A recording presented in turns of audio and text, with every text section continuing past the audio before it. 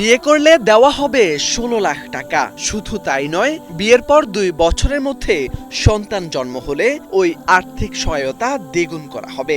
অর্থাৎ বিয়ের জন্য ১৬ লাখ টাকার পাশাপাশি সন্তানের জন্ম হলে আরও ১৬ লাখ টাকা। বাংলাদেশি মুদ্রায় মোট ৩২ লাখ টাকার অনুদান দেওয়া হবে। শুনতে অবিশ্বাস্য মনে হলেও এমনটাই ঘোষণা করেছে দুবাই ভিত্তিক আল হাবতুর গ্রুপ।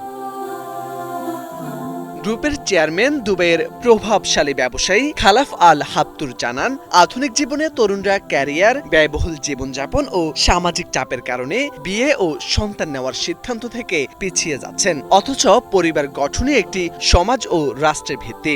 এই বাস্তবতা বিবেচনা নিয়েই তাদের প্রতিষ্ঠান এমন উদ্যোগ নিয়েছে।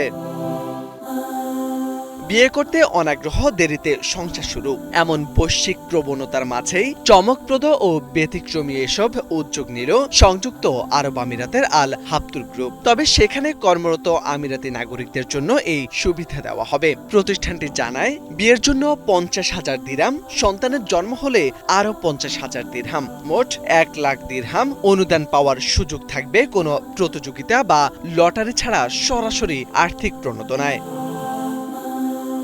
বিশ্লেষকদের মতে এই ঘোষণা মূলত দেশটির জনসংখ্যাগত বাস্তবতার সঙ্গেও ঘনিষ্ঠভাবে জড়িত।